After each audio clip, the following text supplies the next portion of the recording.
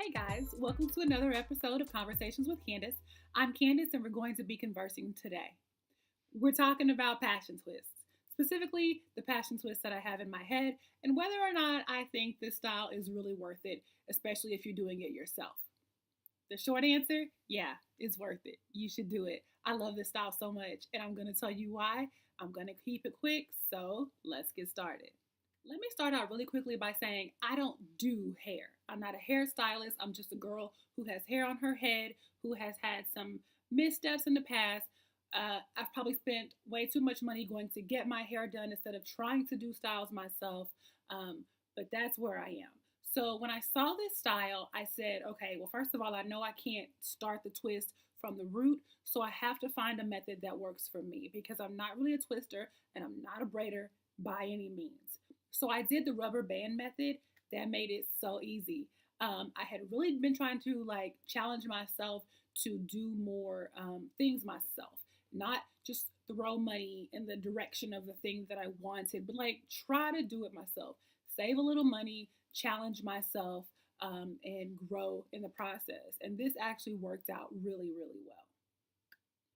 Reason one why this style is so worth it is because you can do this yourself. You don't need any special techniques. Some twists want you to twist your wrist while twisting the hair. This is not one of those. They're not heavy.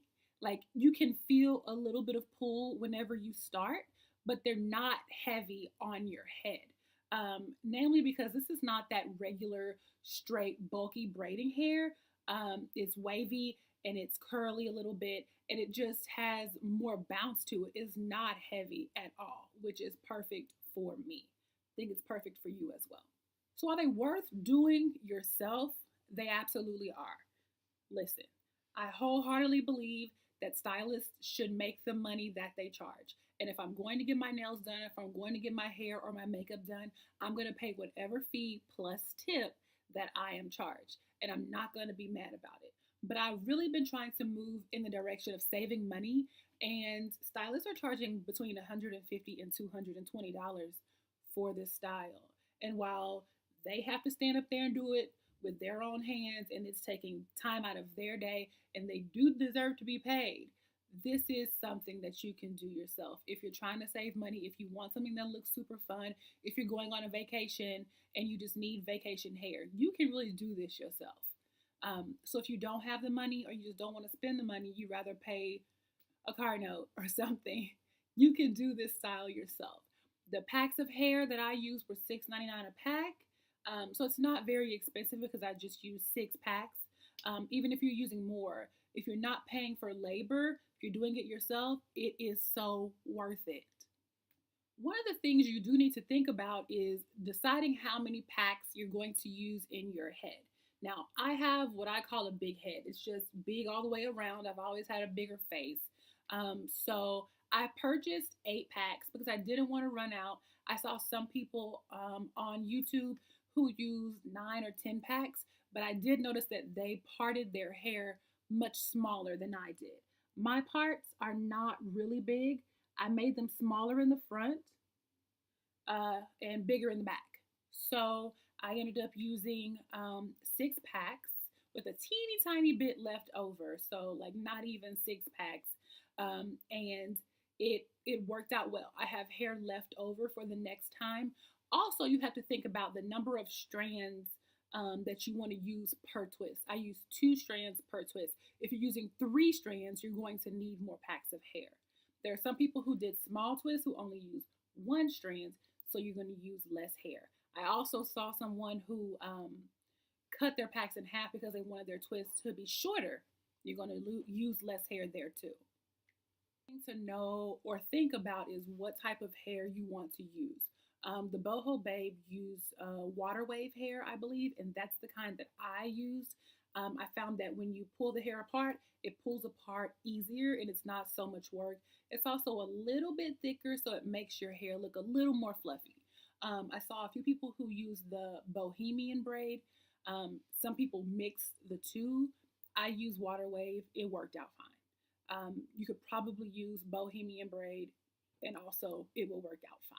So decide which one you want. They cost the same. in the store that I went to. So just decide what you want to use.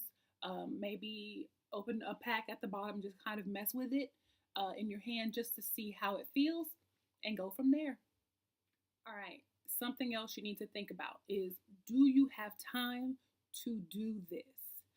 I'm single, I don't have any kids, my space is my own space.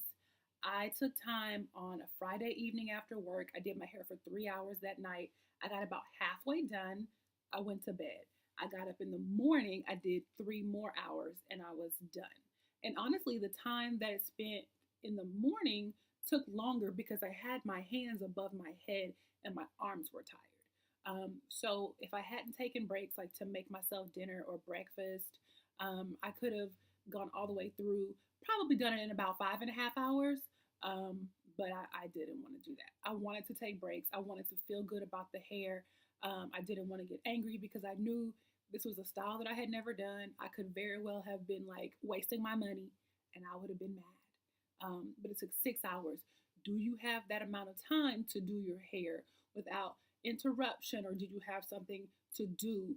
Take time when you don't have a bunch of stuff to do and just do your hair slowly. Really get into the whole process. And it's going to be great. If you have the time, it's going to be good. Otherwise, I might say go to a stylist, but you're going to be sitting in that chair for 6 to 8 hours anyway. Might as well be at home in the drawers, right? Another thing that you want to think about and probably do is save your edges. Don't start your twists so close in the front or so close to the root of your hair that it's pulling. This is meant to be a protective style. Yes, it's cute, but you want to have hair when you take this out. And if you do it so close to your edges that it's pulling, when you unravel this, it is going to be a mess. And you're going to have bald edges and you're going to be upset. What I did was the rubber band method. I was able to rubber band my hair in different sections. I didn't put it exactly on my roots.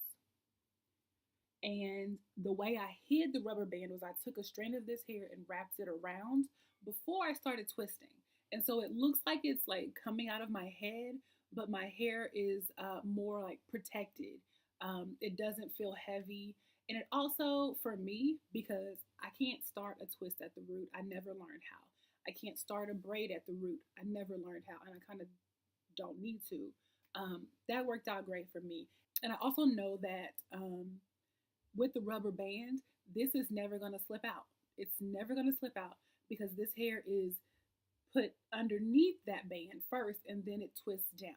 So the only way it'll slip out is if that band breaks, which it probably won't because I'm not doing a lot of pulling on my hair.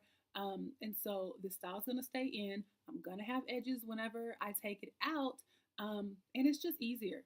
Just so much easier, especially if you're like me and you can't twist a braid. It's perfect.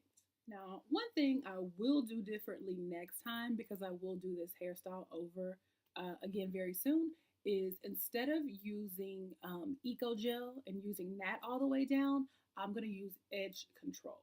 Edge Control, which I don't normally use on a day-to-day basis, is a little bit thicker. It's a little more like beeswax versus the Eco Gel, which is thinner and it spreads better. But if you use Edge Control, the hair that's yours will blend better with the synthetic hair.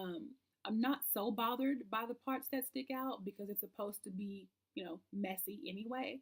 But I would like a little bit more of a blend. And by using the Edge Control, I think that I can get that a little bit easier. What you should know, which I really do love, is that it's okay for these to be messy. Mine are not exactly the same length. They're not even staggered the right way because I was new at doing this. I cut some of the hair, some of it I let it go all the way down. But it's okay for it to be messy because it's a bohemian style. So the parts where my hair kind of sticks out now, that's completely fine. I can wrap it back in there or not. The part where my ends are a little bit like scraggly, that's fine too, because that's the way that it's supposed to be. It's supposed to look like this. It's supposed to be like a cute, like beachy girl hairstyle. So my Fitbit that snags literally everything has snagged my hair every day that I've had it in for these past 2.5 weeks. It'll pull a little bit, and I'm not really worried about it because unlike Senegalese twists or braids or something like that, if it pulls it, it's fine because the hair is supposed to be a little bit busy. It doesn't really worry me. If something sticks out too far, I just pull it out a little bit and then just wrap it around, and that's completely fine. Throw a little more gel in there, and I'm good. It doesn't really ruin my life to see something poked out so much. Now, in the back, when I first started this style, I didn't put the rubber bands as tight because I wasn't sure how tight I should do it. So those are kind of sliding a little bit. So when I put my hair up in a bun, it looks a little messy in the back, but again, it blends in with what the hair is supposed to be. This is really a worry-free style, especially if you use a rubber band. It's perfect. It is really perfect. So, guys, there you have it. Thanks for watching this episode of Conversations with Candace. Don't forget to follow me on Instagram at Conversations with Candace and on my baking page at Can Can's Confections. Until next time, see you later.